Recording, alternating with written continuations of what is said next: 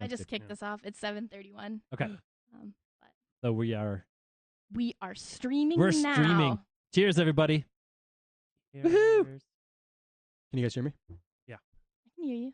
I can hear everybody. I can't hear Allie. Speak up, Allie. She's just out of range, That was a too. great look. It's always good when you can get a good glare out of Allie. I know, right? Doesn't happen often.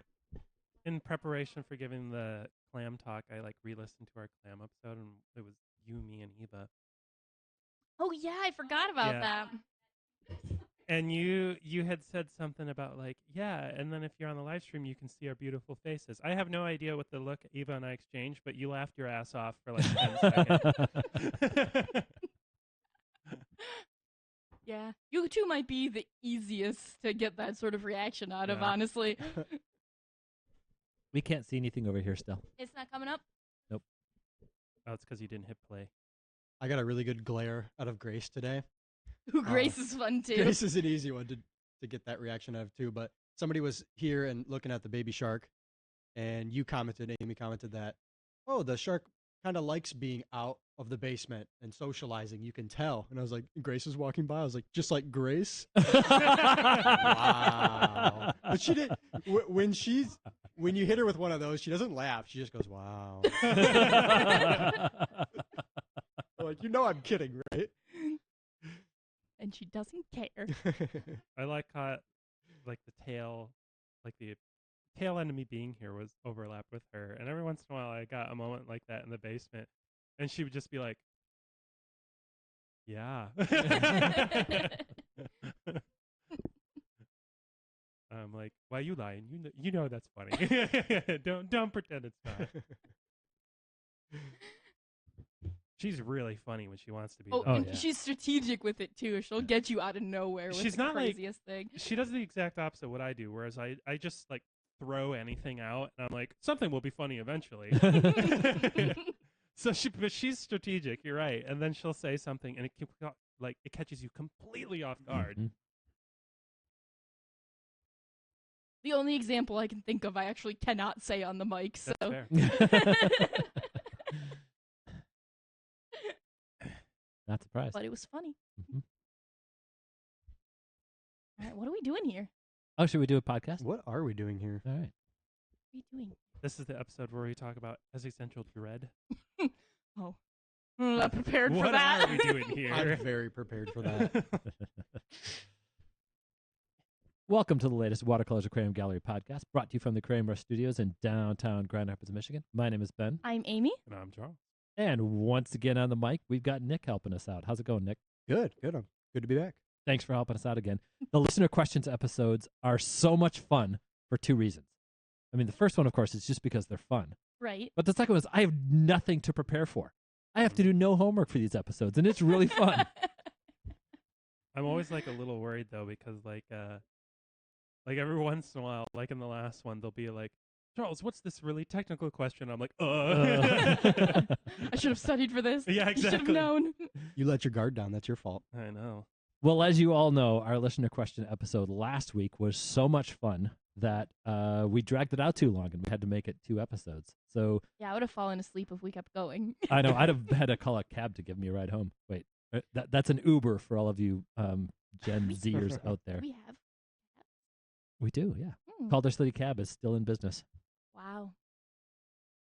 Before we get into part 2, We have to do our shameless plug. Please head over to watercolors.shop and see if there's any live plants, live fish, aquarium supplies, or aquarium-related merch that catches your eye. I just updated the merch this week, so there should be some stuff that's in stock now that might have been out of stock previously. So some of our really cool tote bags, the pint glasses should be up there, the watercolor shirts should be back in stock, so definitely check it out if you haven't gone in a little while. We just sold that pair of Apistos we had up this week, so I'm Nice. working on who are going to be our next candidates. Go online. So fun. taking requests, and you can send them to amy.b@watercolorsaquariumgallery.com. Super special thanks to our YouTube members out there. Everybody gets to watch this episode and see the crazy antics of the things that happen behind the scenes here at the Watercolors Aquarium Gallery podcast. only our YouTube subscribers get to see that every single week. So thanks to you, and you guys should all join. It's really fun. I want to do 2 shout outs for up and coming events that we have happening here soon. Oh, good idea. On October 26th, we are working with Ripple, which I can never remember what that is an acronym for. Reduce invasive pet and plant escapes. What's the L? Plant. Oh, Plant. it's plant. Oh, that's right. There we go. Yeah. Yes. That's what gets me. It is an organization dedicated to making sure unwanted fish, unwanted anything, but basically from the aquarium industry and the pond industry, making sure that stuff does not end up in our local waterways. I don't know if any of you saw recently, somebody caught a clown knife fish at the Ada Dam. What? Yeah, That's bleak. like a 25, 26-inch clown knife fish. That was shared into our group, wasn't it? It was, yeah. Yeah. So whomever let that fish go, you need to educate yourself how to do with being nice. Don't do that. That's bad. But somebody recently, that had to have been this year, that somebody let that fish go.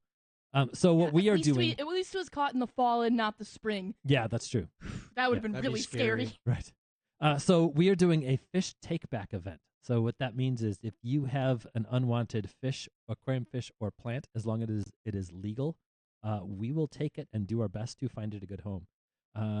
There will be, I'm going to just say this and be really upfront about this, there may possibly be some fish that need to be euthanized. It's possible. That is much better than them ending up in a local waterway. That is Horrifying. horrifying. The devastation, the damage that those fish can do if they are released into the waters is big. So we want to make sure that doesn't happen, including things like goldfish. Anyway, so that is happening on October 26th from 1 to 3. Come on down. We'll probably have some snacks and some other things going on that day too. You can Stay tuned for an upcoming episode to hear more discussion about goldfish. Oh yeah. It's going to get real. Oh yeah.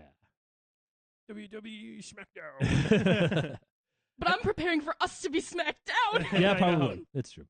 And then a much more fun event on November 9, Luis Navarro, who is a professional aquascaper for CChem, is going to do an aquascaping demonstration here in the shop. One of the things that I love about Luis Navarro is he's an old school aquascaper, kind of like me. So his aquascapes are not designed to win the latest and greatest aquascaping competition. They're designed to look really good in your house. So I don't know if you all know this, but those aquariums in the big aquascaping contests, like if you Google Aquascape and click on the top 10 winners of the big aquascaping, international aquascaping contest, those tanks are up for about 6 months so they can get that photograph.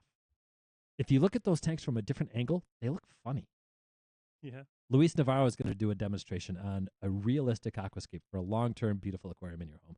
I think it'll be a great talk. We'll have some free giveaways, free stuff from CChem. They're going to help us out. Our CChem rep's probably going to be here handing out all kinds of free samples and things and products that we love and appreciate. So come down and check that out. I think that starts at 3, but I don't remember. Look at the website. All the information's there. So check it out. Everything is posted on our Facebook page, so definitely double check there before anything we're saying offhand here. Right? We'll make sure it's blasted all over the listener page as well as our Yeah. regular Facebook page, and then also on our website itself. So that'll be up soon. It's not up yet. Tomorrow I'll get all that stuff in the works, but definitely come down and check it out. I'm excited. It'll be fun. Cool. Is that enough talking? I think. No, we're gonna talk all It's night. my That's turn. the plan. It's my turn. I got a cool question from the chat. If you let me pop in for Ben. What's the question? Is Gorilla Glue aquarium safe? Gorilla Super Glue Gel. Cyanoacrylate super glue. That's Is what's- specifically what they asked, because I think the regular Gorilla Glue is not. I think you got to get the gel specifically. So I have talked to someone who used regular Gorilla Glue and bad things happened. Yeah. And as a result, I have never tried any of the other Gorilla brand glues. I use Super Glue brand gel or CChem Reef Glue or one of the ones that are packaged and made for the aquarium hobby. Super Glue brand gel I like. I cannot speak for sure about the Gorilla Glue because I have never tried it. The other stuff is cheap or it's specific.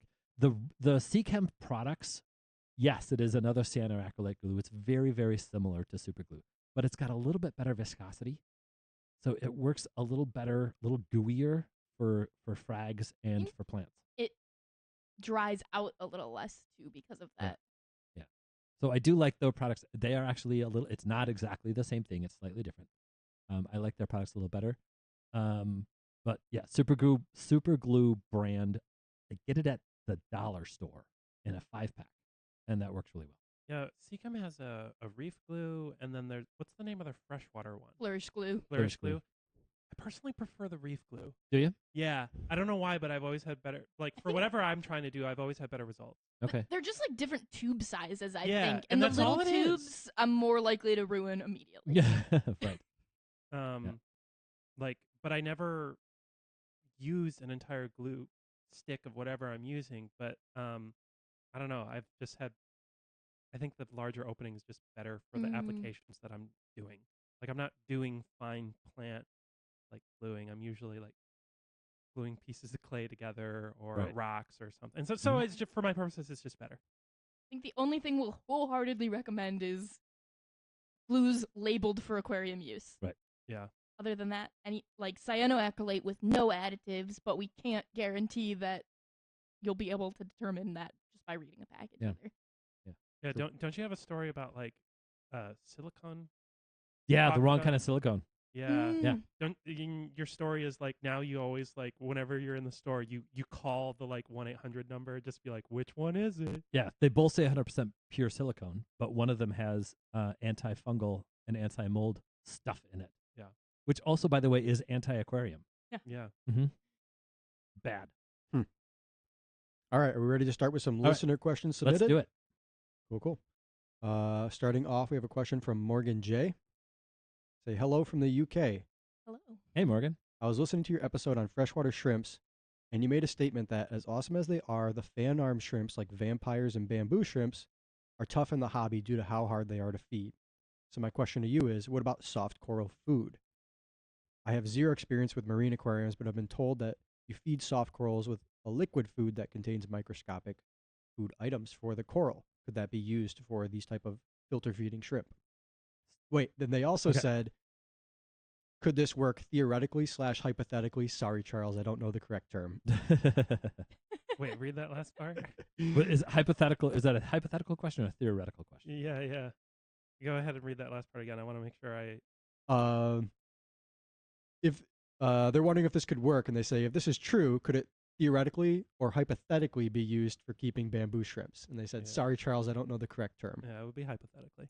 Particularly in this case, Yes. where my answer is, I don't know. I've never tried to keep them with reef foods. I've always suspected it might be a good idea. Yeah. I feel like it would be really comparable, but the main like I feel like it would be a good transfer over to what they would be feeding in the wild. But again, you still have that problem of like you still have to keep the water parameters good, and you're putting Pristine, really. and you're putting in a high protein thing. That means high nitrogen. That means high nitrogenous waste. That means, and that you're gonna have to counteract that, and that's Yep. the trade-off there. Yeah, the issue is not so much how challenging it is to find foods for these organisms. I think Seachem's phytoplankton should be a fine food for these bamboo shrimp. They need to be fed a lot. It's a constant. They are up there in the water column for hours on end feeding. So the challenge is water quality and then frequency. And you'd have to feed them 6 or 7 times a day with an eyedropper. I would imagine they would get used to it. Like they'd see that eyedropper come in just like anything else and come out and stick the little fans out. The amount of shrimp are plenty capable of understanding it. I think Yeah. they can too. Yeah, I think they would. But the frequency that you have to feed them would still be a real challenge. Yeah, that's the hard part. That isn't Yep. shared with the other filter feeders you'd be feeding at that food. Corals. I mean, if one coral polyp doesn't eat every piece of food, the rest of your corals will also eat it, Yeah. and they'll Yeah. also consume nitrates, and they really won't mind them. Hmm. And if that single polyp doesn't get fed that day, it's still got photosynthetic symbiotes that'll like it gets most of its nutrition from Mhm. that. Like that's a good like what's the word I'm looking for? Like contingency. That's the word. Yeah. It's a good contingency. Maybe here's a good perspective, a saltwater perspective. I have seen some very effective, beautiful non-photosynthetic coral displays where it was constantly flooded with zooplankton and phytoplankton. So good small coral foods. The display was about 30 gallons, and the filtration system was rated for about 700 gallons. Yeah. So it was a protein skimmer rated for 700 gallons. It was a giant sump with big, huge mechanical filtration and all of those things to provide Filter enough socks that are nutrition. being changed every day. Right. Yep. Yeah. So- And like I've had some people tell me they've had limited success, and I say limited, they're like, oh, it lived for a year or two, and it was like picking stuff off the bottom. I'm like, okay, but like it has mops for hands. Like Right. it's really desperate if it's feeding in that way. Yeah, If it's picking off the bottom, that is a starving shrimp. Yeah. Mm-hmm. and I think this is one of those where we can't say for sure. We don't really know what works. Mhm. We're just waiting for someone who's done it for a few years to chime in and tell us what does, but I've never met that person. That's a really good way to say it. Yeah. So when I meet that person, I'll talk to them about what they're doing. Until then, Mm-hmm. I don't know if it's something I want to experiment with. Agreed. I know Cool. we had one listener at one point. They'd had one for like 2 years, and if I'm and this was a while ago, Mhm. and we never really got an update. But I think they were like flooding it with food, like Mhm. doing the reef bowl method, where they Oh, like flood it yeah. with food, and then they do a big water change. And I bet Mhm. that's an organism that you could separate out to feed to. I think they would they might be able to tolerate it. Maybe. or But even I think if you they like, need to eat like Right. a lot. yeah, I mean it's a Yeah. shrimp. Like Yeah. it's a sizable animal. That constantly forages. Shrimps are sizable. Uh-huh. I mean, yeah, The jumbo ones are. They The- are the- of size. the prawns. All right, ready to move on? Yeah. A couple questions from Matt V, who sent us one last week as well. So, a couple questions about specific freshwater species. He asks if a Phanius mento would be a good tub pond fish given its crazy range of parameters. If so, how would you set it up? I think that's the pearl killie, correct?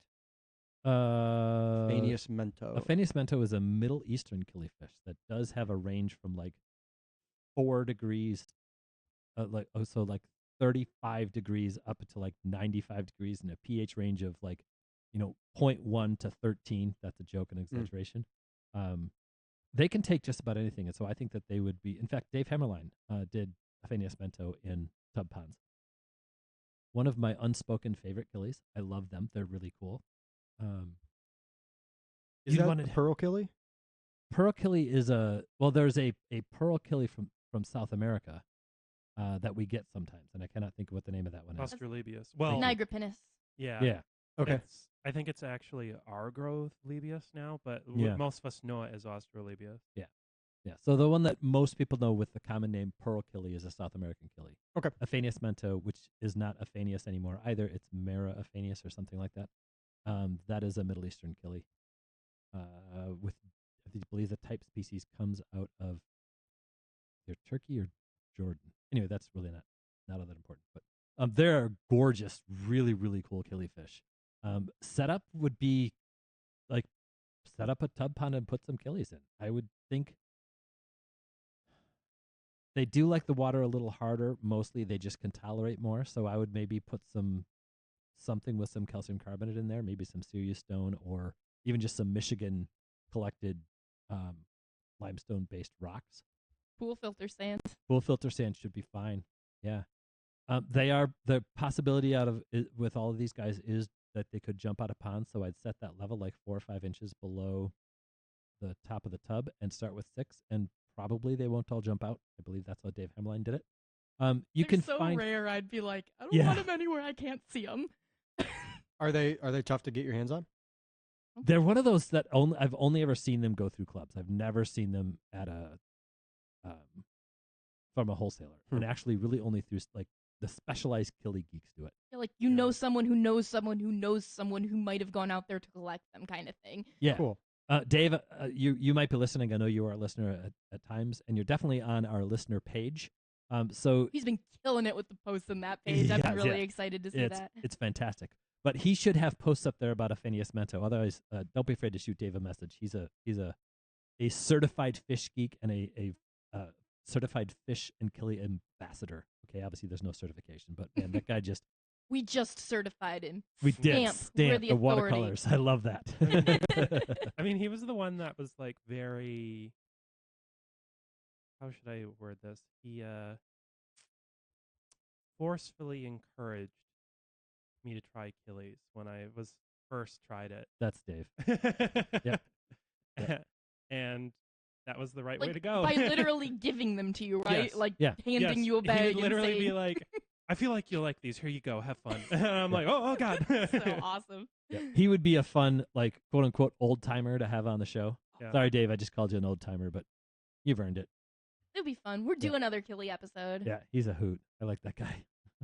That one will definitely be. You thought Charles could swear. Yeah.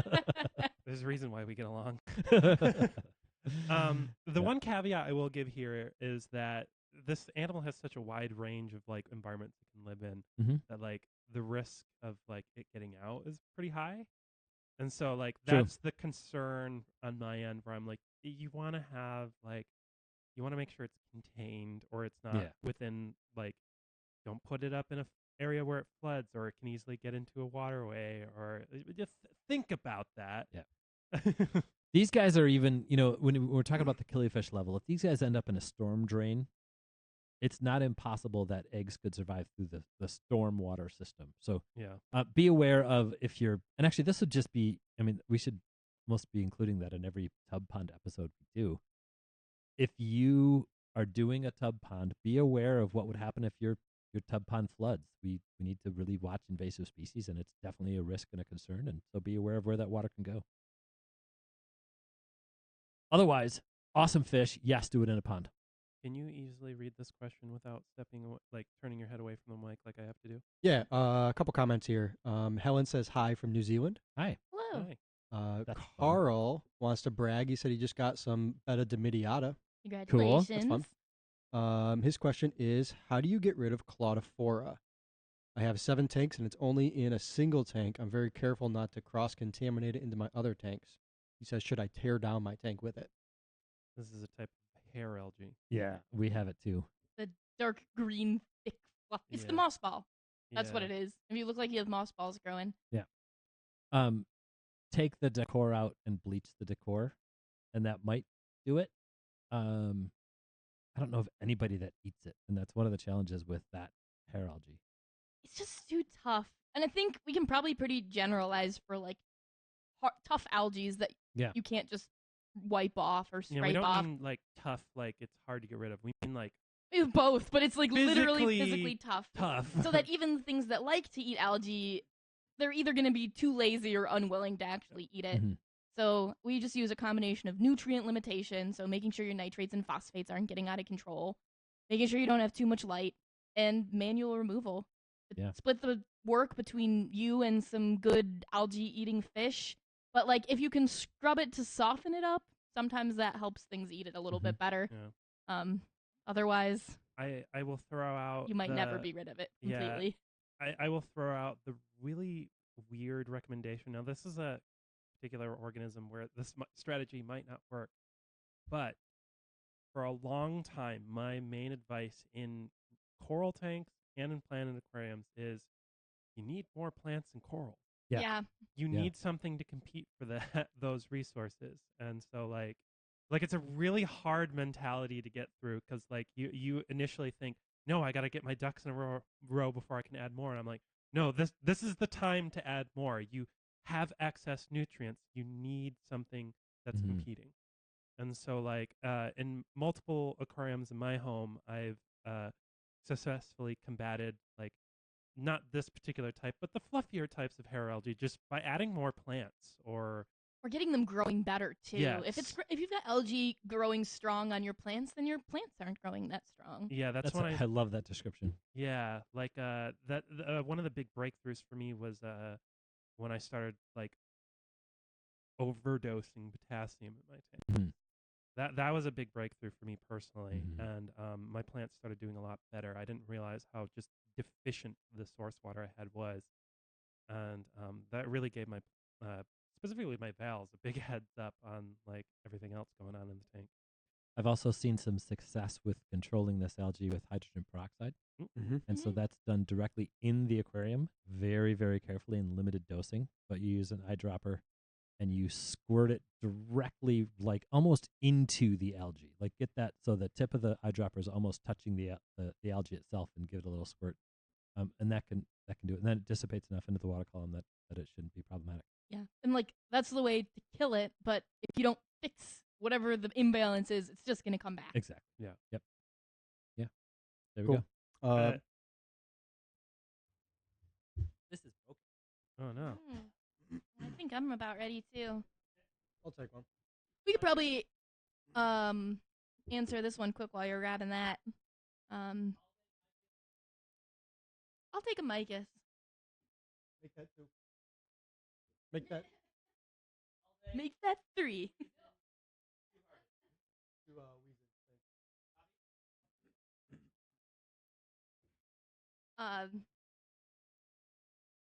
So I think the question here is, can you still grow Amazon frogbit with a sponge filter? And it's yes. If it probably won't grow where the sponge filter's bubbling up, Yeah. but you're not gonna have Blubbling. enough flow to really kill it off. But flow will kill it if there's a lot moving around on the surface. Yeah. They tend to not do well being splashed on the top. You said blubbling. Yeah. Blubbling. That is what they Blub, do. blub. I recently shared a photo of my percula clownfish tank, and this tank is just full of algae. And Amy commented on it. It's so fluffy. Yeah, because I have this like pink puffball It cyano. looks like cotton candy. Yeah, it does. My first reaction to that question was, learn to like it? Yeah. My Cladophora is like one of the prettiest pest Yeah. anything you can get to me. Yeah. And if it's Well- not on the plants, I don't mind a little bit. It depends. I don't like it. Yeah, you're old school. like Algae bad. my wife's favorite thing I've ever grown in a tank has not been plant, a coral, or anything. It's this dumbass hair algae I had growing in the back wall of my blue stripe clownfish tank back when I had them, because it waved in the current in ways she liked. She loved it. And so when like I got these like pink puffballs of like cyano growing, she was immediately like, "Oh, that's pretty." And like this was like really early into the tank, and I was just kind of like, you know what? I'm just gonna let it go, because like I could fight it, I could put in all this other stuff, but honestly, I don't care that much about what's growing in there. My nitrates are still 0. The fish are healthy. And my wife looks at it and she thinks, "Oh, that's pretty." And like the spousal approval for a tank that's sitting in her living room, That matters. that matters. And so like I'm at a point where like my wife is encouraging me to get more tanks, so I'm not fighting it. Yeah. It'd be fun to tame an algae every once in a while and start keeping it as a pet. Yeah. All right, real quick before we hop back into the submitted questions, Joe just came into the chat and said, "Thank you for the dirt spawning killies video. That was from a couple of years ago at Mhm. least. Oh, yeah. Yeah. So thanks for finding us and tuning in."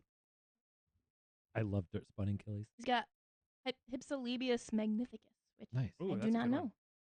So that's very cool.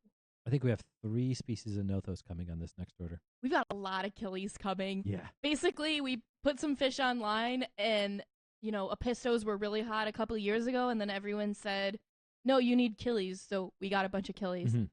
Keep an eye out. Yes. I divvy up my Aphiosemian fulgens into a trio and 2 pairs, and I'm hoping I can get them to start spawning Ooh. soon. Sweet. All right, ready to jump back in? Let's do it. Another one from Matt V. He asked if we can talk about the Sambu dwarf shell dweller. That's Altolamprologus compressiceps. His local store has a few, and they're pretty pricey, around $40 a fish, but they're a holy grail. Do we know anything about those? Yeah. Yeah, that's the Yeah. narrow, Yeah. deep-bodied one. Kind of Yeah. Yeah, swoopy humped face. head, yeah. They are a specialized fry feeder. Cool. Yes. So they're skinny like that, so that they can squeeze between rocks to feed on fry. They are a shell dweller adjacent, so they will shell dwell, but they'll also breed in other situations. They're a little slower to mature. They're one of those fish that I joke about. Like, they're not super aggressive, but they don't take crap. I watched Gelitochromis marleri go up to one of those one time, And and that's one of the heftier Utilitarians, Yeah. right? yes, Yeah, it was a big fish comparatively, right? It was about twice as long as the. This is actually a calvus, not a compressiceps, which is a closely related.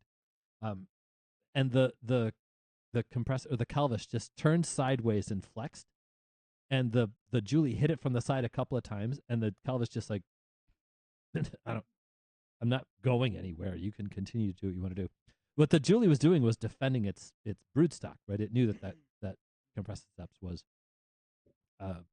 Lurking. lurking and going to go feed on its fry. They're easy to feed. Regular cichlid fare is fine. They do end up somehow getting things other than just fry in their diet, and generally I don't know why. I know a lot of the breeders out there are going to feed like just a regular cichlid pellet or a little more high protein pellet. Supplement some mysis, depending on what else you have in the tank. 40 seems pricey, but not crazy. I would say 40 I guess is they're bigger. an okay price for mid-size. Small should be less than that. Yeah, I guess we've only really gotten smalls. Yeah. What I'm going to do right now, because I know I have my list from my wholesaler. I can tell you how much we would charge. Do you guys think you would dwell in a shell if there was a big enough shell? Seems cozy. It sounds nice. Like, how far back could you go? It just goes forever. Just spirals into infinity. And Does anyone else remember the creepypasta blog Ted the Caver? yeah, That's you're talking about the one that it was like the guy who kept hearing noises in the cave. Yes. Yes. I can't believe you brought that up. That's Yeah. that's some ancient internet there. Yeah. That's my response to this question. No, I would not. What if we dwelled in a shell together? That would be better. Is it the Sumbu Nick will dwarf? Is that protect what? you. So Sumbu dwarf, I thought was compressiceps. Yes, compressiceps. That's it. Yes. Yeah. Yes. If we had the Sumbu dwarfs, we would put them at probably $34.99. So pretty on par. 40 yeah. is in. Seems fair. 40 is in range. Cool. Thanks for the questions, Matt. And just for our listeners, we're in Michigan. Our pricing tends to be middle of the road in the Mhm. country. We're not the priciest, but we're also not the cheapest place. We also sit on our fish for at least 2 weeks. Yes. So, Yeah. All right. Next, we have a question from CJ. He says, I hear a lot about not overstocking to maintain water quality. What does this really mean and what are the dangers? I've been thinking about it recently because many would call my 15-gallon Nano Reef overstocked, but my nitrates are consistently 1 or 2 ppm, despite heavy feeding and little water changes. Is this okay since my nitrates are low, or are there other potential issues to worry about? This is okay.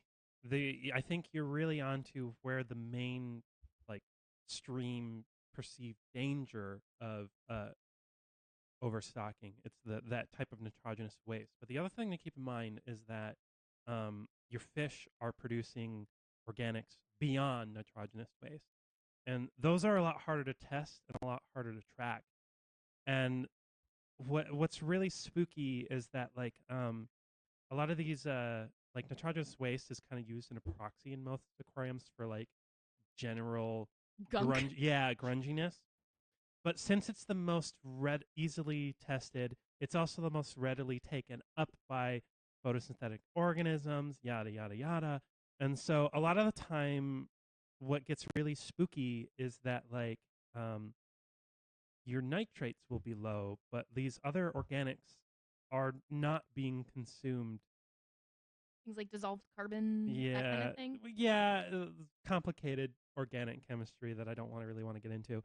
And so that's the thing that for me, even if my nitrates are at super low, trying to track that or figure out ways how to mitigate them is really important because Ben said it 4 years ago in a really early one of our YouTube videos, and he was just because I was on a weird.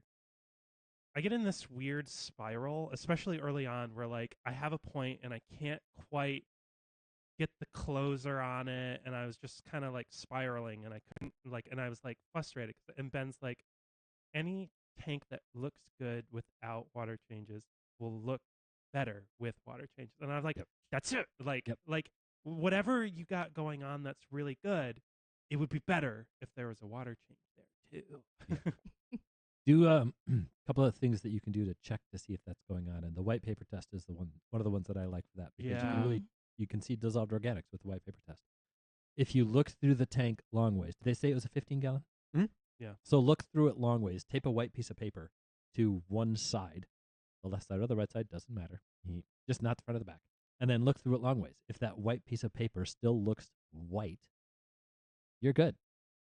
I've never heard that test. It's a really good It is. test, actually. Yeah.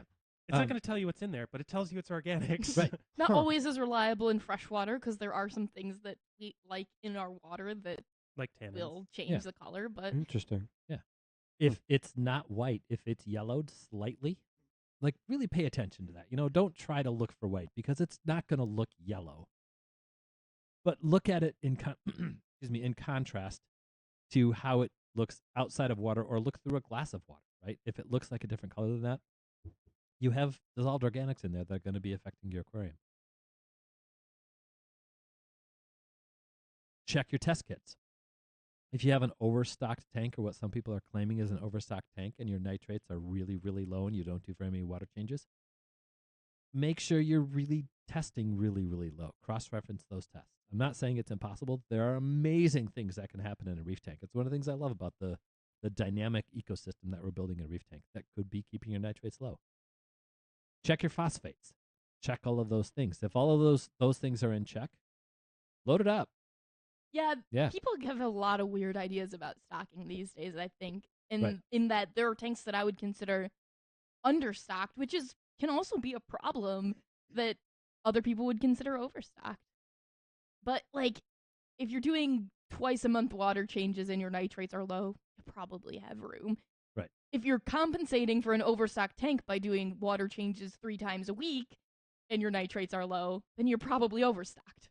Or properly maintaining a well-stocked tank. Right. I mean, I would argue with the term overstocked at that point. Well, if you can't leave your tank for a week without it crashing, that's when I start to worry. But really, yeah, stocking is what you make of it. Yeah. Take care of your tank and you can probably fit more fish. I have a fun story about that one. About 20 years ago, the editor of Tropical Fish Hobbyist magazine was a guy named David Borokowitz. He was this really cool, eccentric guy who had, like, he was a fish guy, and I think he had 11 kids, like some crazy number like that, right? Like he had a 75-gallon aquarium with 11 full-grown Oscars, one for each kid, in that 75-gallon aquarium. And it was not what I would consider an overstocked tank. Why, you ask?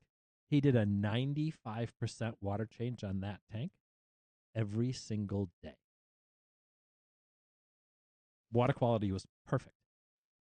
And it was Oscars, right? Oscars are one of the moodiest fish on the planet. You can tell what kind of mood they're in. When you walk up to an Oscar tank with food, they know it's food. You can see them get all excited. When David would walk up with his water change hoses, the Oscars would behave as though they were about to get fed. So, not an overstocked tank. They're not stressed. The water's not dirty. What's the problem? It's a happy, healthy tank. I If you use have, that story. do you? I use that story in the shop. If you have one Oscar in a 75-gallon aquarium and you don't do water changes, you have an overstocked 75-gallon tank. I wouldn't say Yeah. overstocked. I would say overloaded. I feel like that's a phrasing that should be used I like more. that phrase. That's better. That Poorly just maintained. came to That's me. perfect. Even imbalanced. Yeah. Yeah. Like, is your Mhm. tank properly loaded? That's a good one. I like that. We might Yeah. need to adapt that. Cool. Next Thanks for that question. Yeah, thanks, CJ. Next question is from Kyle W. He says, "What is your favorite aquarium you've ever set up from an aesthetic standpoint? I love hearing deep dives on aquarium science, but I'm curious how you guys enjoy the more creative, artistic elements of aquarium design." The question is most aesthetically pleasing tank that we set up for ourselves. Yeah. Okay. I was probably the most proud of the arch that I built, That was a Mm. sweet tank. That was very cool. Yeah. because that was a lot of work and it actually paid off. Can you describe it? It was a pretty small tank. Yeah, it was I think 3 or 4 gallon tank that I pretty much just literally crushed up a bunch of lava rock into different pieces and glued them together to form like a rock arch. in the middle of the tank. Like I had to build it like a suspension bridge and like rubber band all the pieces together so it didn't fall apart while it was drying. I think there was more glue than rock in that tank. Oh yeah.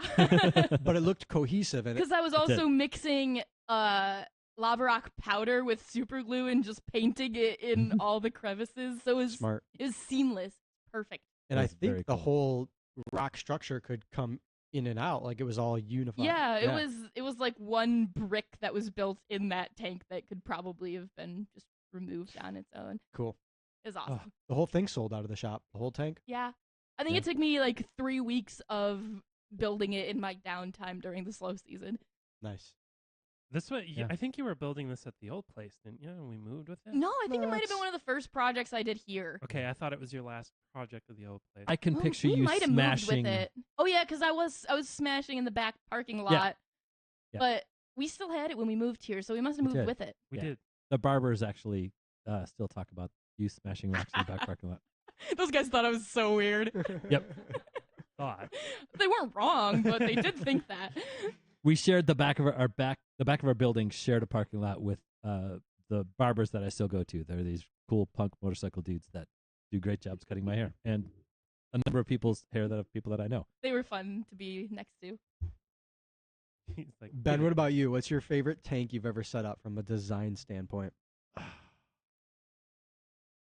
I'll share one if you need a second. I mean, I got one too. Go No, ahead, I've Charles.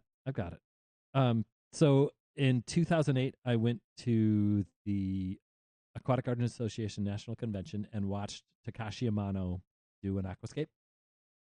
And I have modeled my aquascaping style around that tank and my aquascaping talk around that tank ever since. And I set a tank up. It was a 40 breeder. It was actually an acrylic aquarium, but it was a 40 breeder footprint. So a 36 by 18 by 20 inch tall tank with a divided substrate. So it was dirt in the back. Actually, at that point, I believe it was fluoride in the back. And then cosmetic sand in the front with a perfect moss wall and this perfect assortment of plants and driftwood and rock with a path. And I had the path just right.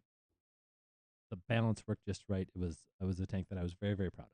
Nice. A look that people try often and it looks forced. Right. But you had pulled it off? Nope, this one worked. Nice. Yeah. Nice. I had set up this 30-gallon log with I'd managed to find this really long piece of wood that had like a 45-degree up on it, and it had a few like protrusions in the bottom, and I'd gotten more pieces, and I had kind of like stuck it up together to make it look like one big root network. And then I had put a bunch of Java fern growing in the joints so that like it looked like one solid piece. Cool. And so I had no plants underneath. I just had this big like thing with stuff growing on it. And then I put in 30 cardinal tetras, bing bang boom. Yeah. And what was really cool was that like they were zipping around in like the Oh, roots that's in the cool. bottom, and then there was this like high flow part up top. So when I fed, they would have to come up in the high flow part. They would like swim against the current and catch stuff, and then they go back down and start socializing. It was really cool. I don't know why, but it's so weird to picture you buying cardinal tetras. Yeah. It just it doesn't seem like something I'd see you take home. You would have felt completely different if you had talked to him about it 4 years ago. True. Yeah. Uh, Your hobbies changed a lot since you I- were keeping cardinal tetras. yeah, Mhm. I do move around a lot, and like the thing that was really like, I still harp on my like part of why I've never gotten into cardinals again is that I love being able to say, and especially when I worked here, it was really nice. People are like, "How many cardinal tetras should I get?" And I'm like, "People should buy them by the dozen." And there's like that awkward pause, and I'm like, "Last time I bought a group for myself, I bought 30." Like, and that's I am fully that's the proper way to keep them. Yes. Like it, you should just commit. It's so beautiful. Mm-hmm. Yeah, it's not really worth it otherwise. Just get neons. It's yeah. hard to beat. Yeah. Yep, it's hard to beat. And that instant, you add a big enough group to a tank, and they just instantly fill it and make it look perfect. Yes. And it's so satisfying. The cohesiveness of cardinals almost can't be beat. What was yours, Nick? The tank I was proud of was one for the shop that shallow open top tank by the front door that used to have just like a 2-foot plume of giant hair grass Yeah, that was coming out good. the center. It really like turned some heads when people came in the shop. But it's evolved a couple times now, and it's not, I don't think, as cool as it was, but it was. I really feel like cool. you've like spiritually distanced yourself from that set tank, but like I still consider it, even though you haven't put anything else in it, like it's still your project that is really cool. I'm over it now, and maybe I'll try another edition sometime. But yeah, that was a cool one. Yeah, I'm back. I'm into it again. Now that we have, it's just like loaded with plants. Jungly, It's getting to me again. nice. Well, once it's really cool, I'll say, "Hey, this is mine. I built this." There we go. It's still I'd- your inspiration. I'd back you on that, Nick. Just Thanks. you bet. Cool. Ready to move on? We should maybe say I think Adam's question might be a little too deep and informational for us right now. He's got a couple of queries that he's putting through a dry period and wants to know how long that should be, and I have no idea what to tell him. Oh, yeah. I don't know that off the top of my head. That's something, Adam. You could email us, and we could follow up with a more detailed answer on. Doesn't help that they're like awesome rare ones either. He's got equies and Oh melanosteus. yeah. I don't know that one. I think a way that I can talk about that a little bit is that one of my good fish buddies tried for 2 years to breed equus and all kinds of things and did not successfully breed them. So, The guy who's bred everything else. yes. Yeah. Yes. I don't know about that. But yeah, I don't think we have the answer to that one off the top of our heads. Cool. We have a few new people tuning in. Welcome. Outside in Aquatics, Atkins Nature. Thanks for joining. All right, y'all ready to move on? Yes. Yeah. We have a question from Julia B. Says, my question involves something that was briefly mentioned a while back in one of your episodes.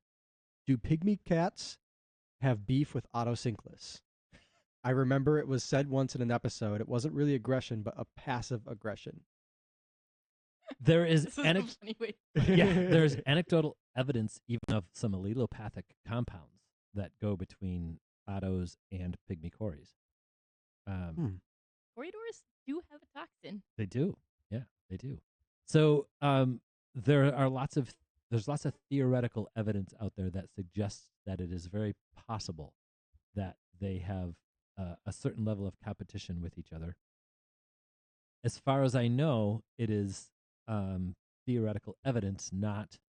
I don't know of any scientific papers backing that up. We should put Calder on that because it'd be fun. Do they overlap at all in the wild? Oh yeah. They do. Oh, yeah. Okay. Oh, go ahead, Charles. I was about to say, to be honest, there's not a lot of like good direct evidence of like allelopathy in fish. Right.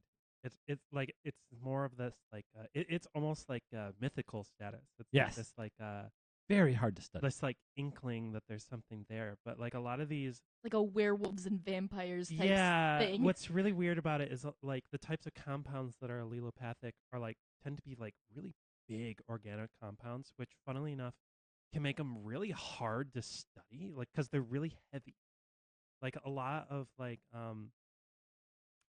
I'm trying to make sure I get my terminology right, and I'm probably gonna get it wrong, but like a lot of like venoms, like their molar weight is like in the thousands, which is like really high for like a compound. It's really spooky.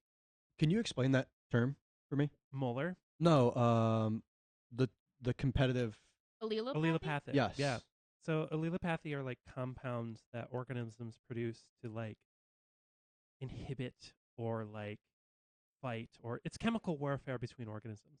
Okay. Yeah, that's what I thought. So, like, there's a species of Anacris that will kill off duckweed.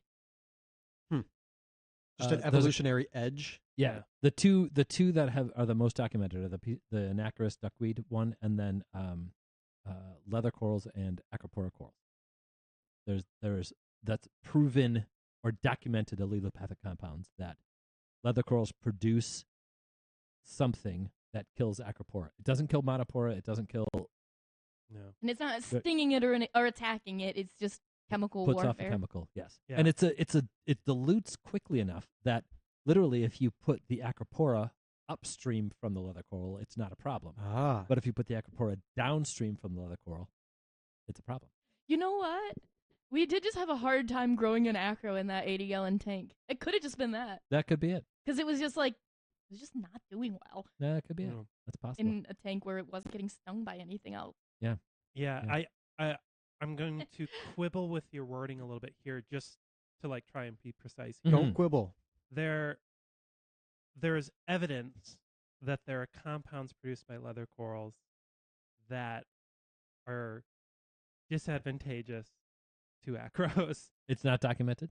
I wouldn't say it's not documented. What's really hard is that like because of the way these function, like they're so easily dissolved, it's like, is this really giving them an edge in the wild, or is it just like inadvertent artificial because we're in a tank?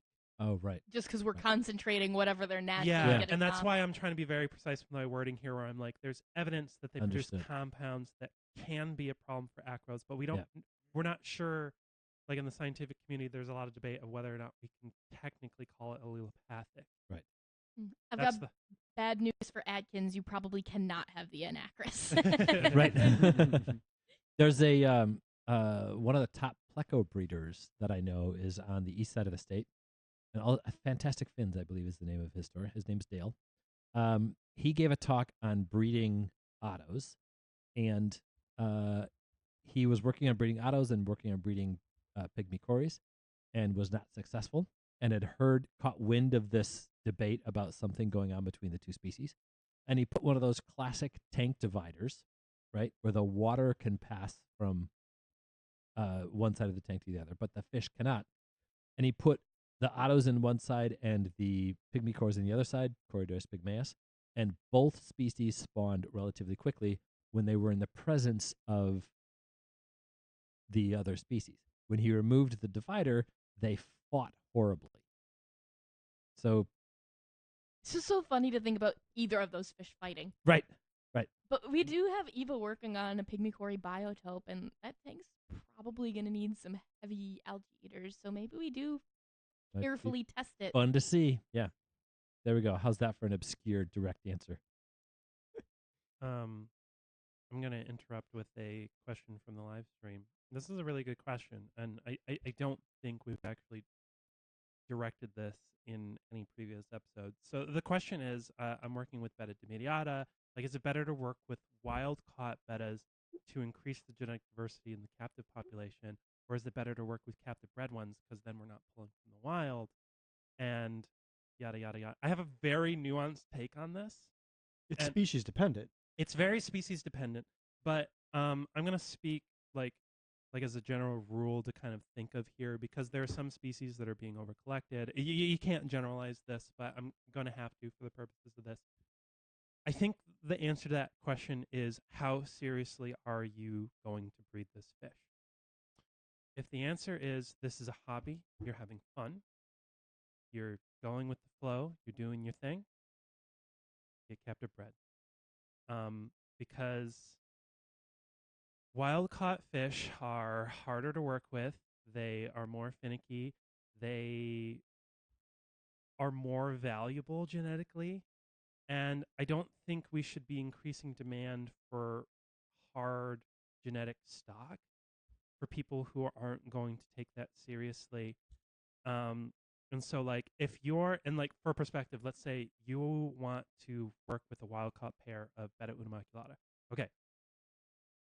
Then I think you need to seriously consider, if you want that pair, you need to think in your head, I'm going to commit to trying to raise at least 100 of these and get them to other breeders, so that genetic investment into the captive population was actually worthwhile. There's a very specific reason, and I'm going to like purposely throw myself under the bus. There's a reason why I got 2 pairs of Pelvicochromis cambrensis miliwes, and I'm at the F2 generation, and I've reared about 140 of them. I'm very much trying to make that 4 fish that were pulled out of the wild really worthwhile for the captive population. That genetic influx, I want it in there. And there are exceptions, like I'm going to throw out there, and I'm going to stick with my Pelvicochromis just because that's like what I've been thinking about the most lately. Like, if it's something like Drakenfelsii, where there's not really a captive population, I think it's a little bit more worthwhile to consider, like, okay, like, I don't really have an alternative. Any that I can add into the captive population is better than nothing. But there is a steady captive breeding population of Unimaculatas. There's a steady captive breeding population of Dunidiata. If you're putting something new in, make it worthwhile. We'll say I think there's nothing wrong with just getting what's available to you too. And that's true too. Yeah. I just want to because I feel like you're better off getting wild caught from your local fish store than captive bred from anywhere that's producing fish in bulk online or Yes. there's so much nuance to it. Yeah. And I don't disagree with that. I'm speaking specifically just from like genetic diversity and captive population. What's worthwhile? Yeah. Where are you getting your return on investment there? You thought that was a simple question. It was not. Yeah. Thank you, though, Carl. I'd rather have people breeding bettas from anywhere than not. Yeah. Yeah. If it's a Paris fermentis, I don't care where it came from. Breed the hell out of it. Mhm. All right. On the topic of breeding fish, I have a cool question from Drew J. Yeah. This might be one Charles knows. Oh, God. Are there any examples of ornamental fish breeders creating fish that are, quote, unattractive to fish of the opposite sex? Oh. That's fascinating. I've never even considered that. Okay, Like, have you ever made a Sort of. monstrosity? I know of something sort of close to that, Okay.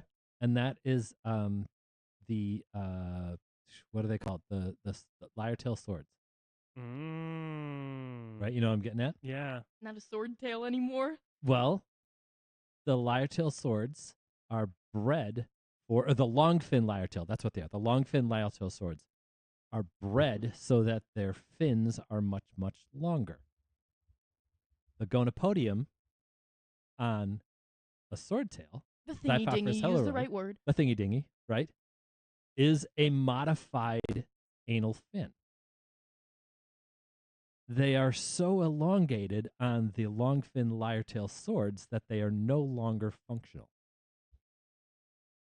So it's not so much that it's been quote unquote unattractive, but it's been not functional. Yeah. So to get long fin lyre-tail swords, you have to breed a male lyre-tail that's not long fin to a long fin female. We're getting a lot of giggles from the audience here.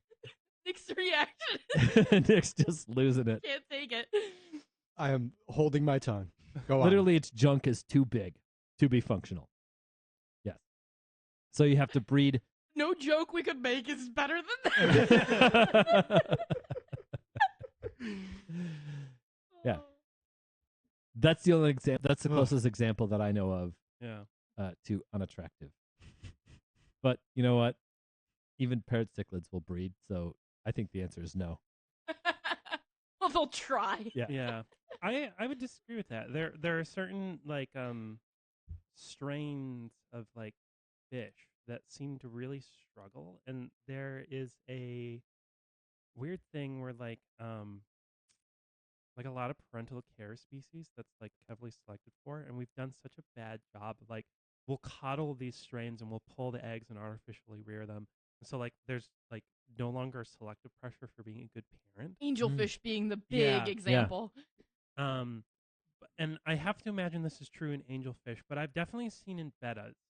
I've seen females flat out reject a male just because he can't maintain a nest. He can't like, and so Can't even swim. yeah, and so I'm like, and with female bettas are very expressive because they'll do really weird things when they don't like a particular male.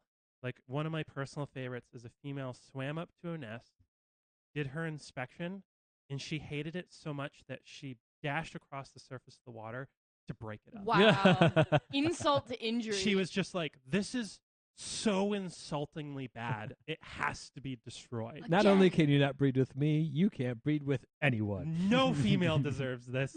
No. It's like she broke up with him and then posted a rant of every reason why on Facebook. And then burned his house down. And so it's like, I feel like a lot with these like parental care species, like we've coddled them so much that like even a female that still has an inkling of that like instinct is like, this isn't gonna work. Right. All right. I have a couple quick ones, and I think one that'll be long. Okay, Save the long one for the end? I like that. Okay. We're at about an hour of recording time right now. Okay, cool. We got time. All right, last one from Drew H. Drew, by the way, says that he picked up a pair of Betta Ocelata from us last week, Oh, cool. a few weeks ago, and said they're doing great. So that was an awesome pair. So good. I'm glad to hear that. He says, what are the most useful fish to have around in your fish room for utility, eating algae, getting rid of scuds as a dither, etc.? The most useful dither on the planet, and I'll die on this hill, are Beckford's pencilfish. They Yep. are so freaking versatile. Yeah. They're bulletproof. They can take a hit from some, even a fairly beefy pelvic or chromis male isn't going to easily take them out. They don't seem to stress from being caught and moved around in tanks in the way that something like a neon tetra, as an example, does. Algae eater, I think I'm going to say that's a little bit too situationally specific. I would say the one bristlenose in the batch that really likes algae. Yeah, Like, keep Yeah. him and move him around. right. But, right. half of them barely touch it. It's true. Yeah. Rosy barbs are Yeah. great for certain kinds of algae. I'm Ottos are great in planet I'm tanks. gonna push back on you on that one a little Yeah? bit. Odessa barbs, only because I like that shade of red. My experience Rosies has are more determined. my experience has been that rosy barbs are better at it. I don't disagree with that in most cases, but we have a lot of service accounts with Odessa barbs that do the job just fine. Maybe it takes them a little longer to Yeah, settle could be. in. I Yeah. feel like when we add a rosy barb to the tank, like that day they're going to town. Yeah. The right pandagaras with black algae. Yeah. So utilitarian fish. That's a There are a little few more tricky. in saltwater, a file fish Yeah. to move Yeah. around wherever you need Oh, it. Yep. And they're Lemon damsel. I'll Yeah. throw this out here about bristle tail filefish is that they're actually one of the easy hobbyist level breeders. Mhm. They're not good. They're really hard to breed commercial scale, and they're really sexable. So, Mm. if you want a working fish and a pet project at some point, there you go, buddy. Easy to do. Mhm. Filefish are? Yeah. Cool. They're in a weird category with royal grammas and jawfish where they're actually really easy to breed, but they're really hard to breed at scale. So no one's commercially breeding them, but at the hobbyist level, they're really easy. People were breeding royal grammas as far back as the 70s, but Mhm. no one's commercially breeding them. Yeah, they are. Aureus. Not consistently. They've been on my Ore list for 6 months. Nice. Okay. Yeah. Well, And filefish too. yeah. I'm Yeah. not going to disagree with that. I'm Yeah. saying that it's not a consistent thing they do though. Let's check in again in 6 months. Yeah, that's exactly my response. Hopefully that's because that's how changing. I felt about the bun guys. They come in vogue. All the hobbyist breeders stop breeding them. The big guys pick them up. Then the price drops. Then the big guys drop them. All the hobbyist breeders stop breeding them because they overbred them. Then no one's breeding them for 2 years, and that's been the cycle for the last 15 years. Yeah, the only thing I can say about my only comeback with the filefish Yeah. is nuh-uh, Yeah. because they've been on the list forever. Not that they shouldn't be done by hobbyists. Yeah. But Ore's been doing the filefish consistently for a very long time. Yes, I'm still saying, I know that. Oh, okay. It's not commercial scale. That's this pet project someone has and refuses to let die. Okay. Yes, we'll see. Remind me in 6 months. We'll look back. Yeah. Here's a very situational question from JB. Yeah.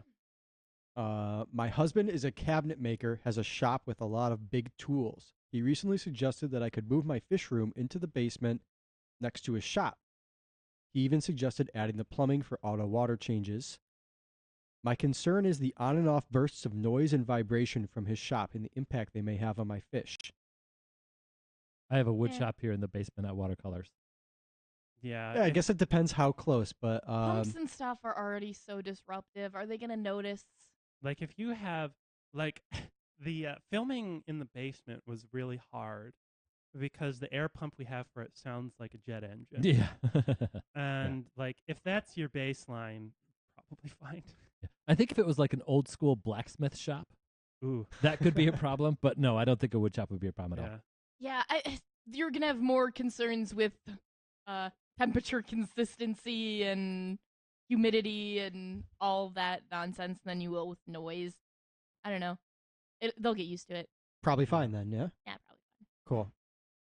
We'll take him up on that. Move the fish room downstairs. There's a good question in the chat. See if I can find I'm it. gonna mention Atkins again and say, I don't know, do you? Do you need a bigger system? Yeah, how big of a system? What's Calder doing it in? Like a 30? Oh yeah, but he can't keep the pair together. Yeah. But So you're not gonna really be able to keep your angel pair together, dwarf angel pair together anyway. See, so They need supervised visits. I Yeah. feel like here's my thing, and like I'll give my rant on this. I feel like a lot of people get really just stuck on this idea of like bonded pairs in saltwater fish, and that like other than clownfish and like gobies and big angels. and big, that does not Some exist. species of Some big angels. species of big angels. Yeah, that does not exist. And so like I feel like we need to like people are like, oh, if I can't get them to like coexist together, it's not gonna work. I'm like, no. Monogamy is a myth? Yeah, like people need to Shut start up, Nick. thinking about It's your like, girlfriend's birthday today. I think jeez. Wow. Amy just got 2 points. Sorry. It's not, though. Did you say it was? No, it's Sam. Oh, it's Sam. I'm off the hook. It still was twice as funny as it was mean. I think a lot of people need to start framing breeding marine fish in the same way that we frame breeding fancy bettas. You bring them together, you spawn them, and then you separate them. Right. Yeah. Like, and you can do that in really small systems. Yep. Try it.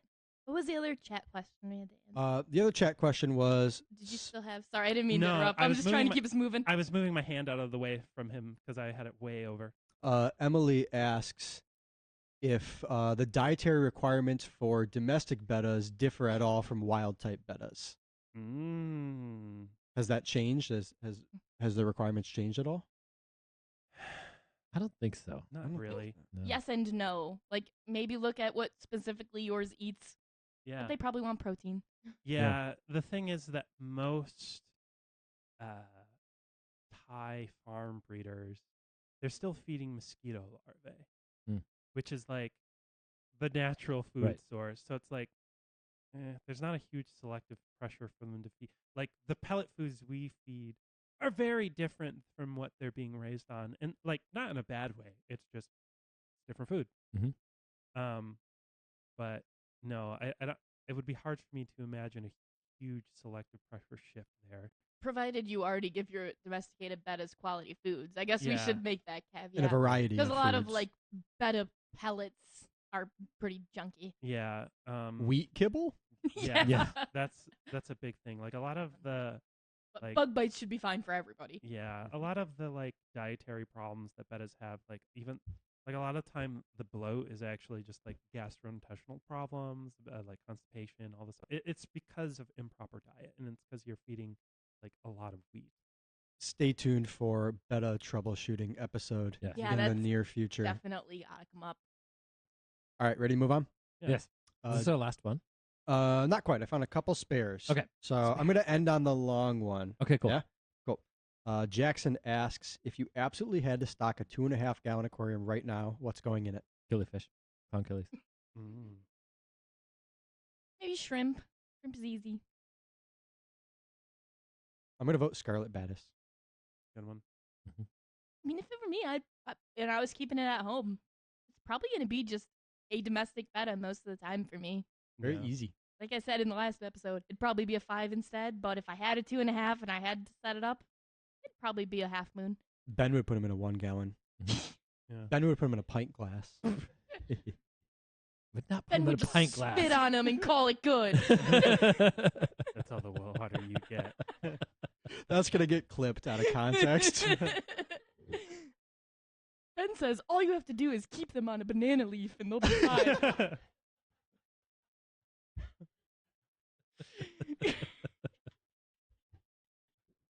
God. I have no retort. It's too good. That's too good. Yeah. Yeah. Just point of clarification for the 2.5 gallon question. Are you like, what is your ultimate 2.5 gallon aquarium fish? Or what's the first fish that comes to mind for a 2.5 gallon aquarium? I took it as, if you had to do it right now, what's going in it? Peregrine banded gobies. Mm. Ooh. That'd be cool. Mm. Yeah. Yeah, it might turn saltwater for me too at that Yeah. small. A little pico tank. Yeah, a sexy shrimp tank or something. Oh yeah. Mhm. But yeah, my mind would turn to saltwater inverts too. Achilles doubling down. Fair enough. Can't go wrong with Killy. All right, I have. Bumblebee Goby is a really good suggestion too. Yeah, it is. They never get brought up when you hear the tiny fish recommendations. Which Ooh. one? Sorry, I was reading. a book. Bumblebee gobies. Oh yeah. And there Mhm. are freshwater ones. Pure freshwater. All right, we're actually going to finish the list. I was kind of picking and choosing, but we're going to finish it. So 2 more. Matt asks, what are some things our fish club can do to encourage more participation? We have 2 auctions and 2 swaps on average every year. We recently started doing online meetings, and we have very low attendance. My gut reaction is to get rid of online meetings. And here's why. There are 500 or 1,000 different online organizations that people can attend, people can go to, people can talk to all over the country. To me, the point of an aquarium club is to get people together to sit down and talk about fish together. And in an online situation, you're not going to talk to somebody you don't know. Okay, maybe there's some situations where that would happen. But in a club situation where you are face to face and sit next to somebody you don't know, Howie, you've heard us talk about Howie on the show before, right? I am really, really good friends with Howie and have been for about 15 years because we ended up sitting next to each other at an aquarium club meeting. The amount of people that I've got to know and learn from at aquarium club meetings because I met them and talked to them in person. Keep the in-person thing. Get rid of the excuse of, I don't have to go to the meeting. I can just watch it online. That's not the point of a club. The point of a club is a camaraderie. You're not going to watch it online. You're going to turn it on for 30 seconds, get distracted, and go do dishes or something. Like, Yeah. you're not there. My suggestion that came to mind is maybe reach out and see if anybody's willing to like sponsor or do some type of giveaway. I know our local club did a couple of cool giveaways recently, and that boosts attendance. I mean, Free that stuff. Marine Club, it seemed like they just reached out to everyone, and everyone pretty much sent them stuff. Yes. Like, Is this a Matt we know? I don't know. it must Okay. be. Like, Okay. I think local would probably talk to us. Yeah. So free stuff, auctions, raffles. Otherwise, I wish I knew the answer. Yeah. I'm actually. He's out of Columbus, Ohio. Okay. Ohio's Midwest. I mean, there's a lot of good fish people in the Ohio area. He's a member of Columbus Area Fish Enthusiasts. Cafe. Yeah. Yes. Yep. Cool. Familiar with them. Building camaraderie, getting rid of bickering among the board, Yeah. consistent meetings. Hands-on workshops are a pretty good thing that people will show up for. Yeah. Yeah. One of the hard one of the hard shifts a lot of clubs are struggling with, and trying to think how carefully I want to word this. Not so, carefully at all. Yeah, so I'm starting to get solicited for talks next year, and I actually had a board member this week, actually, who I had a very honest discussion with, and a lot of the conversation was around how clubs are really struggling to get the younger demographic Mhm. in, and a lot of that really stems from the impression that I'm getting is a lot of that really stems from that the older demographic that's currently present in clubs is really bad at being welcoming to younger demographics, and specifically there are different lifestyles here, It's- like LGBTQ, that just do not feel welcome in these spaces. And Even guess just- what? You're never going to get those people in if you're not willing to share. Yep. Just different social dynamics. Like, Yeah. younger people these days they socialize differently.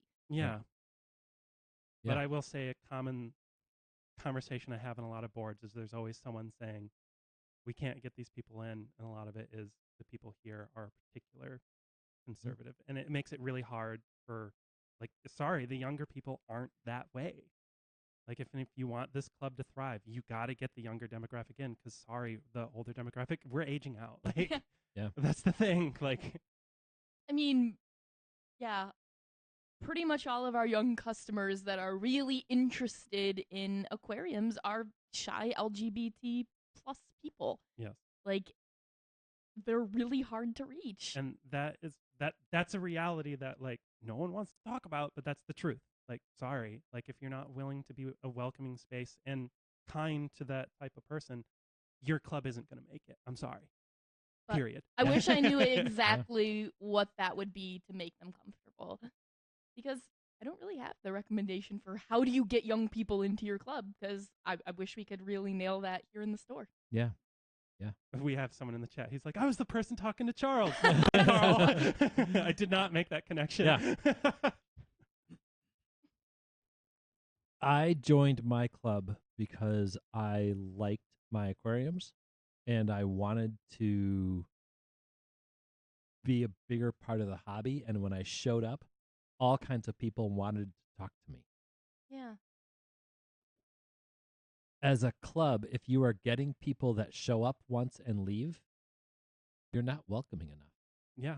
If you're not getting people to show up at all, that's a marketing issue. And then you need to reach out, not on Facebook, sorry, but the demographic you're looking for doesn't use Facebook. They use Instagram and TikTok, and I don't even know what the latest you got it. Like, yeah. Facebook's for us old dudes. Sorry. Yeah.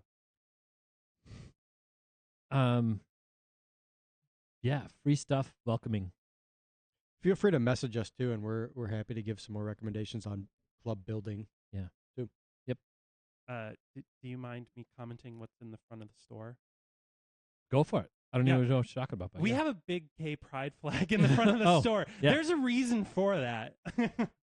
And there's a reason. There are a lot of reasons for that. There's but a lot of reasons reasons for for that, that. But I'm throwing out there that, like, there's a reason why there's a younger demographic coming here than most stores in the area. That's a reality. And it's something I've talked to people about, and Yeah.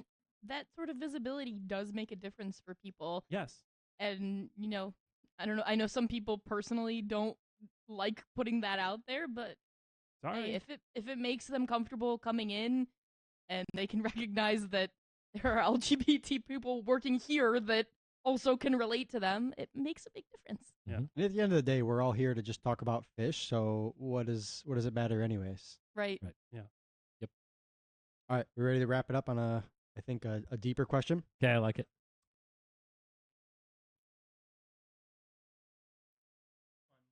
That I can interrupt you with. Not Yeah. immediately jump No, in. you're good. I think the Mandarin question was answered perfectly by the Atkins person, and I think that was everything. Cool. Last question I have is from Mishka, and they ask, if you were given the opportunity to create a community space for aquarists and were not limited by resources, whether that be digital or in person or both, what would it look like? And they suggest a couple options. A local community hub or gallery for breeders and scapers, or a tool or platform to help breeders and collectors track lineages and collect information. If we're just talking dreams, like, I always thought it would be neat if it was possible to have a space where you could like rent tank space. I don't think it could work in practicality. No, it did. But There's like a the club. idea of it would Yeah. be really cool, like a co-op kind of Yeah. thing. And what, build and leave a tank? Well, like how many people do we have that live in an apartment and they're like, I would love to do this, but I can't. Like a maker space kind of thing. Yeah. Like it has the materials there, the equipment there. You pay a fee, you can get a space, kind of thing. You can come once a week and do your own maintenance, do your own Mhm. trimming. Yeah, or, if you don't come, maybe you're gonna get booted out. But if you're paying your dues, then who cares? like an art installation where Mhm. every single tank is like an individual's project. Yeah. I think it's a segue from the conversation we were just having about how do you get people into a club. Ultimate resources to get people into a club. I would like to see that not virtual, but in person. This is an in-person hobby, right? All of these people joking about being able to work from home. I haven't figured out how to get my techs to be able to clean an aquarium while sitting at their computer at home. So, So this much of the is draw is it's tactile. Like it it's is, something yeah. that you have to touch. It's I'm gonna comment on this. My therapist is actually actively encouraging me to set more tanks up because Yeah. that tactile, present in the moment thing seems to help my mental Yeah. health. Somebody out there must either know of or be aware of the club and whether or not they still do it. And I cannot remember where this was, but they had their own private meeting space. And as a member, you got a tank to set up in that private meeting space. And they had a wall of tanks by their members. And they had some kind of rules and regulations in place to, if you miss so many episodes or so many meetings, you lose your tank or things like that. I don't remember what all those details were. But so the ultimate space would have that. It would be supported by an LFS in one way, shape, or form. Ideally, all the local LFS in that area, honestly. Yeah, for sure. And then a big presentation area. Make it a comfortable place to sit and listen to a speaker. Yeah. And my ultimate space before would have a little coffee bar and afterwards would have a little beer bar. But I know that's not for everybody, and maybe that's not a place for a club because there are those people that it's one of those things that yes, we drink beer when we talk about this on our podcast. And I know there's one of our big supporting companies where their corporate infrastructure is very much a zero alcohol tolerance. And the reality of what they are doing, there's something about that, right? Because there are some people that might say, well, they just drink beer and I'm offended by alcohol. I don't want to listen. If we did everything we did the same and didn't have any alcohol, we'd probably still have the same listeners, although we wouldn't have as much fun, so maybe we wouldn't have the same listeners. But anyway, when it comes to whether you would want alcohol being served at that location, I think I would lean towards no because of that. And I know I started out with a yes, but that's just... But even if it's just a hangout Yeah. space that kind of can develop its own groups of people. But it is true that a lot of the younger generation doesn't drink the same way as previous generations. So Right. Yeah. Sorry. So we're just going to have a wall of aquariums and they're going to get together and smoke? Is that what you're saying? I could be into that. That's how we bridge the gap. Right? I mean, honestly, that is the culture war. Yeah. An hour and a half in and we're getting to the root of the problem. I'd love to see clubs do like sub clubs too. Like if they had that sort of activity in that sort of space to be able to divide down and be like, oh yeah, we've got cichlid night every Wednesday, but we've got our main club once a month. That'd be so cool to see. That would be cool. Yeah. But the battle is attendance. Right. At all. People have to get there first before you can really do any more with it. Right now, they're just desperate for anyone to come. When I was really into it and really going all the time, I was into some of the competitive things that the club was doing. And that kept me, not only did that keep me going to the meetings because I had to turn in or talk about what get the next fish for whatever I was breeding, but it also kept me really involved in my fish from at home. So encourage that competitiveness in aquarium clubs. Keep it fun, keep it friendly. I think you have a friend that would word it as the gamification. Gamification, yes. The gamification of clubs. I wonder how many do aquascaping contests. Because I feel like that's the new trend. Yeah. Somebody recently on the listeners page was bragging about I mean, he had good right to. That tank was incredible. Yeah. Thanks for sharing that. I've been toying around with this one in my head. Can you read the question again? There was a particular wording in it that triggered the thought. Yeah. If you were given the opportunity to create a community space for aquarists and were not limited by resources, whether that be digital or in person, what would that look like? Yeah. Oh, and then this point, I think, spoke to you. A tool or a platform to help breeders and track lineages and collection information. That's what it was. I've been toying around with this one in my head because lately, because one of the things that's been like really pressing on my mind is that like marine fish breeding really isn't a hobby. there are people who do it, but very few.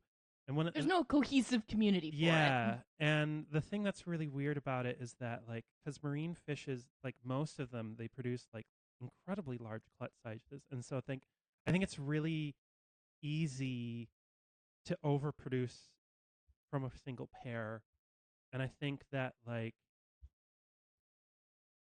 I'm trying to think how to word this. It almost makes like hobbyist breeding feel superfluous in a way, and I think the exact opposite is true. And what I think a lot of people need to be poking around at is that like we don't need one person producing 1,000 Latsonatus from one pair every year. We need 20 people producing like 6 of them from each pair that they have every year. Yeah. You know what I that's mean? true. And so like I think that like that mentality, like almost that BAP mentality where it's like I don't need to like make 1 million of this, because for some reason marine fish hobbyist breeders are really stuck in trying to replicate what like commercial breeders are doing. I think Mhm. it's just you see all the babies and you want to keep all the babies alive. And so like so Yeah. they But when it's 100 times more than what you're used to dealing with, and I think you don't have to keep them all alive. yeah, I think just slowing down and being like, if I raise like 3 fish from this pair this year, but they're perfect specimens. Yeah. Yeah. Like I would have to say 6. yeah, Just simply so you can get your BAP points Yeah, for them, yeah. right? Yes. But I think the point is there. yeah, and I think that's the like, and so I've been playing. All that's context for. This is something I've been playing around with in my head the last few days. I shouldn't say days, weeks. Weeks, months, Weeks, years. months, It could be years. anything. And like I've been toying around with like what would the framework be? And I've actually started writing it up because I'm like trying to figure out like how it would work. I'm like, how would you host like a designer beta show like you would like a fancy beta show? Like, well, logistically, how would it be different? How would you encourage people Designer in? clownfish, I think you mean. Designer clownfish, but like a fancy beta show, Yeah. but like for designer clownfish. Yeah. And so I'm like how would you encourage that hobbyist input into that? And but also like I've also like smaller scale in my head being like, okay, like if I wanted to convince like 3 other people to breed Percula clownfish, and this is just an example, it's not the perfect example, but like how would you try it around broodstock and create like a semi, like through generations, how would you make a semi-viable population through time? And like it's like we don't need people producing a metric ton of Right. one pair. Right. We need more pairs producing smaller clutches. Yeah. I'd love to see breeders of all salinities convene on one platform to Yes. document their results, though, because that's sorely missed and so important. And like, R.I.P. Seriously Fish, it could have been you. Yeah. Because it's not usable at this point. But Yeah. That was one of the things that the old school way BAP projects were done were Yeah. so cool, because in order to get your next level, you had to turn in an article about the fish you bred. that's cool. And the old school Aquarium Club journals were filled with breeding reports. And they just don't do those anymore. Yeah. I think the GVAC had a blog for a while, and I Yeah. wrote my Go fish a quick meal for a slow death. That And was a great I think article. that was the top of the blog for like a year, which Yeah. was kind of scary. It's tough because those just rely on whoever's running it to keep it up for as long as they can. Yeah. Yeah. And oh, by the way, anybody blaming their club for not having one of those going, if you're not willing to step up and keep it going, don't blame anybody for not doing it. Because I won't even go that far. Yeah. Have you ever written an article for it? right, that's true Yeah. too. Bare minimum Yes, that's true. contribution you can do. If Yep. you want your club to have it, write an article. Yeah. Just one. Yep. Yep. You Listen- can encourage people, but don't criticize people for Yeah. not doing it. Yeah. And for one thing, it doesn't get you anywhere. Right. Right. Well, it does get you somewhere. It makes you look foolish. Yeah, exactly. Yeah. I won't even call it criticizing. I work in the field of science. Yeah. Criticism is constructive. Okay. Yeah, whining, really. Whining. It's whinging. Yeah. Like, what have you done for me lately? Well, clubs are volunteer organizations, so Right. You're as an much as they could. You're an aquarium Karen. Sorry to anybody named Karen out there, but you know. Yeah. Well, as far as online communities go, like ours is pretty close to perfect for me. It is. Yeah. That Facebook group, like if it wasn't on Facebook, maybe it would be perfect. But like it should just be people who are posting about things that they did that they're proud of, things they're excited about, Mm-hmm.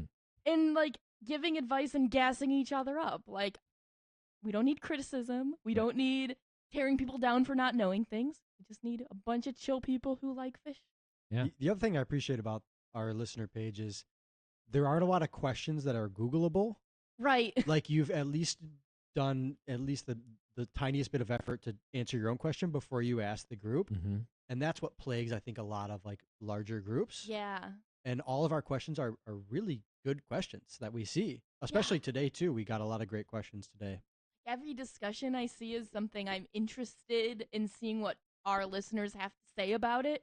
And by the time I look at it, they've already said what I was thinking and Yeah. taught me more. Yeah.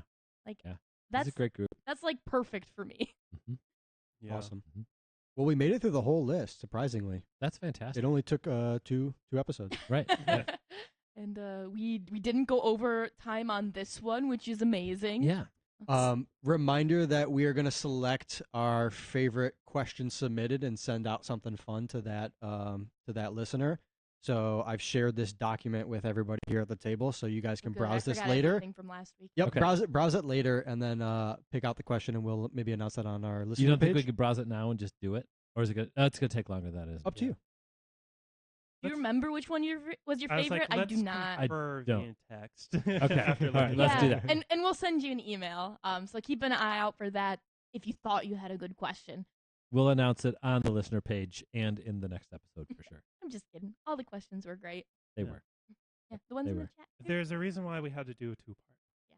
Let's put Yes. it that way. And we're always taking listener questions. Always. We try to do these episodes as often as we have enough questions to do them. So send them to podcast@watercolorsaquariumgallery.com. They'll go to Nick. He'll hold on to them until we're ready to do another episode. Hopefully soon. These are a lot of fun. They're I love so these fun. episodes. It Hopefully should you guys be- love them too. It should be like a monthly thing, at least. Or even like once a quarter. Yeah. Something like You think that. so, yeah? Yeah. They're Yeah, I wasn't our last one like back in the spring. It's been like 6 months. It's at been a least. while. Yeah, we need to keep doing those. Nick, you did a fantastic job of putting these together. Thank you so much. This was Thank you. absolutely fun episode, and what an amazing list of questions, and you organized it great. So thank you very much for the extra work on that. It was No fantastic. problem. No problem. Thanks for having me. If you enjoyed chiming in on the live stream, consider joining our membership. It's $4.99 a month, and we stream Tuesdays at 7:30. So you can join them, or you can watch afterwards. But we do live stream every episode as we're recording it. Extra special thanks to all of our YouTube members. I'm just going to start over on that Stove because I'm. over. See, now this is the thrilling content you get. That's We right. take that. That will be edited out of the final episode, right, Nick? When you do that, you'll add. Oh yeah. Oh yeah. You got He me on that, always right? edits it out if Yep, we misspeak. I He gotcha. never just leaves it in to embarrass us. That's pretty good. Extra special thanks to our YouTube members out there. Thank you so much for listening. Let's have lots of fun and keep those hands